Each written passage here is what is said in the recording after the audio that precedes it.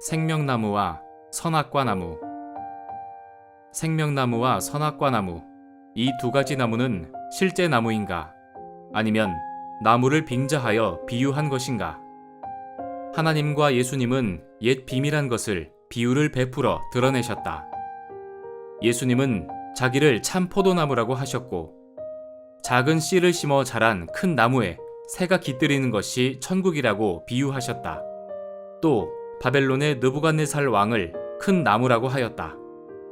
하면 에덴의 두 가지 나무도 빙자한 비유가 아닌가?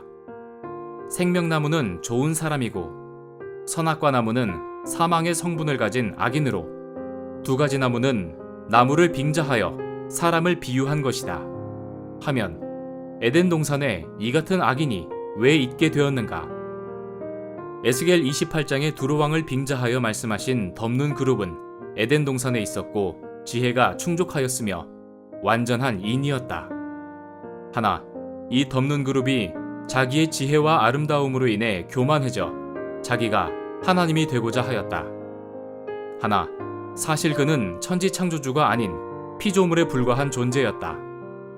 자기의 지혜가 충족하고 온전히 아름다움으로 인해 하나님이 되고자 하는 욕심을 품고 참 하나님께 대적 행위를 한 것이었다. 아무리 아들이 지식과 지혜가 뛰어나다 하여도 아들이 아버지가 될 수는 없다. 신약 성경의 비유 중 두 가지 씨를 빙자한 비유가 가장 기본적이고 중요한 것이다. 비유한 씨는 말씀이며 이 말씀을 받은 자는 씨 뿌림을 받은 자이다. 한데 두 가지 씨 중 누구의 씨를 받았는지는 추수 때 알게 된다. 하나님의 씨로 난 자는 추수되어 가고 마귀 씨로 난 자는 추수되지 못하고 그 자란 밭에 남아있게 된다.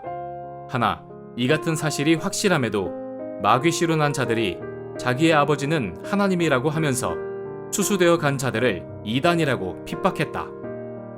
오늘날은 추수 때이다. 자기 교회와 목사가 위의 두 나무 중 어떤 나무인지 성경 말씀을 믿는 자는 알 것이다. 하나님의 씨로나 추수되어 가는 자는 생명나무요, 마귀 씨로나 추수되지 못하고 밭에 남은 자는 선악과 나무이다. 추수 때 추수되어 가지 못한 자가 전통을 자랑하며 자기 교단은 정통이고 추수되어 간 자들은 이단이라 한다 해서 추수되어 간 자들이 이단이 되는 것이 아니다. 이는 씨에서부터 그 근본이 다른 것이다. 하나님은 태초의 말씀이시고 태초의 말씀은 창조력이 있으며 빛과 생명이다. 태초의 말씀이 하나님이고 생명의 말씀이므로 하나님과 예수님은 생명체이며 생명의 나무이다. 배도하여 선에서 악이 된 뱀은 생명에서 떠나 생명이 죽은 나무, 곧 사망의 신이 되었다. 생명이신 하나님께서 떠나셨으니 곧 생명이 떠난 것이다. 이를 아시는 하나님이 아담에게 선악을 알게 하는 나무의 과실, 곧 뱀의 말을 받아먹으면 죽는다고 알려주셨다. 하나, 사단 뱀에게 미혹을 받은 하와와 아담은 뱀이 주는 거짓말을 먹었다. 해서 아담과 하와는 심판을 받았으며 하나님의 말씀대로 성령이신 하나님이 그들을 떠나심으로 다시 흙으로 돌아갔다.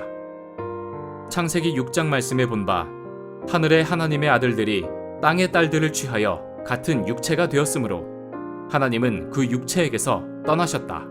그리고 계시록 17장과 18장의 귀신의 나라 바벨론은 귀신과 결혼하여 하나가 되었으나 하나님이 계시록 18장에서 귀신의 나라 바벨론을 심판하심으로 계시록 19장에서 성령 하나님과 예수님과 순교한 자들의 영과 혼인잔치에 청함받은 육이 결혼한다.